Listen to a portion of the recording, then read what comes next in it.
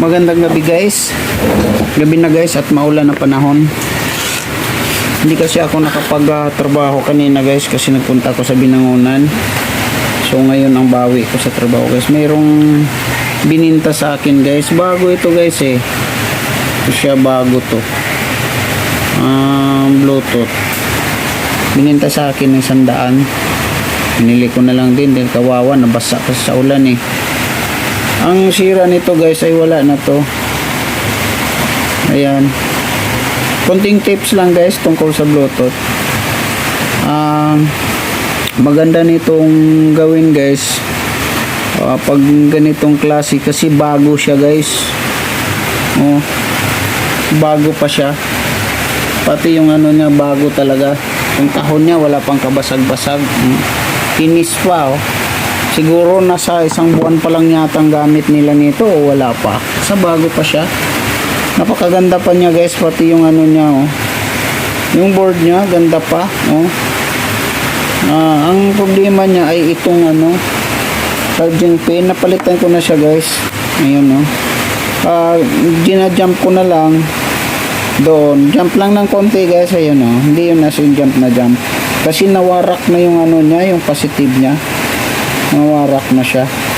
Kaya nga yung na-jump ko na siya, meron na siyang ilaw.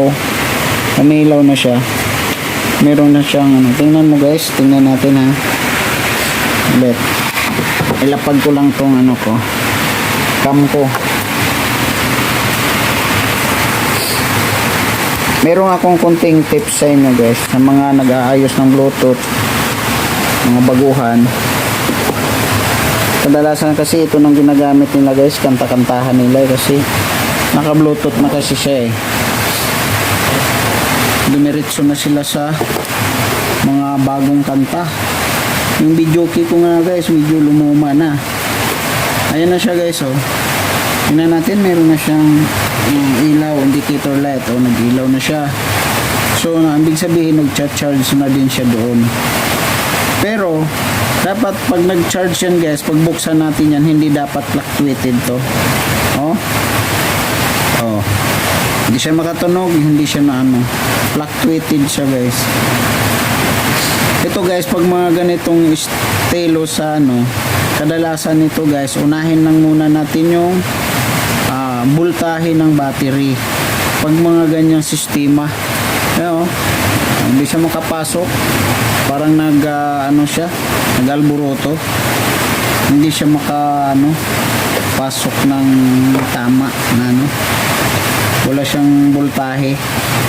So pag voltahian natin yung battery niya guys, dito tayo sa battery to. Check natin. Ito. Naka-volt na siya. Voltahian natin, napakababa niya. Wala talaga, mini volt siya. Diba 1.1 bumagsak pa pababa. Kita nyo ba guys? Pababa siya hanggang 1 na lang. So pag i-charge naman natin, meron siyang mataas na voltahe. Charge natin guys ha. Tapos bubultahian natin. Magbultahe tayo doon banda sa may battery. Yun na, may ilaw na siya. Yung battery, tingnan yung ano guys, kung ano niya, ano mangyayari sa voltahe na. O di ba mayroon 4.1, 43 standby. So bigla na lang siyang nagpupuno. Kaya nga yung ano niya, fluctuate yung display niya diba? Parang ayaw niyang mag-charge, ganun. Ayaw niyang tumunog, ayaw matuloy. Pag mga ganitong sistema sa ano guys, madali lang yun guys, napaka-easy lang to eh. Pero sa mga nag-umpisa pa lang, maguguluhan sila, akala nila sira na itong na IC niya. Ito lang guys, yung battery, bunutin muna natin. Yan. Tapos testiran natin tong battery kung tama pa ba yung resistance ng battery, yung voltahe. So merong 0.6 na lang siya guys, bagsak na bagsak siya. So ibig sabihin, pag battery na ganyan kabagsak tapos charge mo siya, hindi nag-charge, battery yun guys. Na mo, oh, bagsak na bagsak talaga siya. So wala siyang na-charge sa kanya. Siguro ito na ang problema niya guys. Palitan natin to ng battery guys. Sige, huwag muna ako ng tanggalin natin to.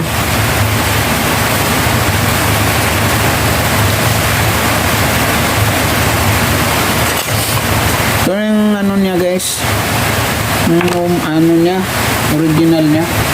Palitan natin itong ano, barat-barat na. Ano siya? Kahit barat-barat na to, pero mayroong tamang ano to, voltahe. Voltahean natin. Ano siya oh, 3.7. Oh, puno. Loaded siya. Hindi siya bumabagsak. So try natin tong ikabit sa kanya.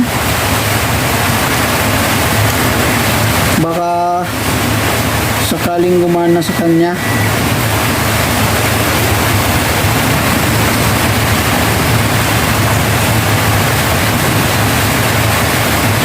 Mahirap kasi pag mga ganyan guys na dumiritso ka na dun sa IC, akala mo yung tunog ng IC kasi wala siyang tunog eh. Kaya sa regulator, bago kasi, sabagay may bago naman din nasisirang ganun. Ito kadalasan ganito na naharap ko dito sa regulator. Itong regulator niya oh, ito siya. Ano siya guys, yung regulator na yan. Yan kadalasan yan ang nasisira. Pero ito ngayon ay hindi talaga siguro to sira kasi bago eh. So ano natin to, luma ito na oh, nabalatan na nga oh. Yan ang ipalit natin. Try natin guys, try natin i-open na natin. Yan na siya guys, nasaksak na natin, i-on natin. Oh, diba? Oh, yan lang ang dahilan niya guys, battery lang pala. Oh, wala na tong battery na to, bumabagsak na siya. Kaya pag may mga nakaharap kayo na ano guys, ganitong sistema, huwag ka agad-agad magpalit ng IC dito sa ano, kala mo nasira na yung IC ng amplifier, mag-fluctuate na yung ano niya eh, voltahe. Unahin muna natin yung voltahe. Yung pag-volt kasi natin dito, meron siyang 4.1, 4.2 volt. So tama ang supply niya mula dito sa charging pin natin. Tama ang supply niya. Pero pag bunot mo nitong battery, wala na guys, nawawala yung ano niya, laman ng battery. Gaang oh, lokal siguro to. Itong bigat eh oh, bigat-bigat to. Ito ang gaang-gaang oh, napakalokal. Siguro taga 20 pesos lang to guys. Ako, yun ang problema dyan. So meron na siya guys oh. Yun lang guys, kunting tips lang sa akin ng mga ano, sa mga mahilig din mag-ayos nito. Patunogin natin guys. Play by USB drive. Okay. Tunog na siya guys oh. Diba? Di lang natin patugtugin ng mayroong nagkanta guys, kasi nga baka masira tayo. Yun lang guys, napaka-easy lang. Madali lang. Kunting ano ko lang tuturo sa inyo, parang hindi nahirap ng ano, may nakapanood sa YouTube kong to, hindi na kayo mahirapan pa nga maghanap kung ano ang hahanap-hanapin pa dyan. Ito na, diretso. Ako nga, nahuli ko siya kaagad eh. Kasi nga, pagbunot ko sa battery, hindi nag-charge tong battery niya. Ibig sabihin, hindi na kaya ng ano niya, battery dito. Pumapasok siya kaso nga lang nawawala. Mas maganda pa siguro walang battery. Papasok pa. Okay guys, yun lang guys. Bye bye.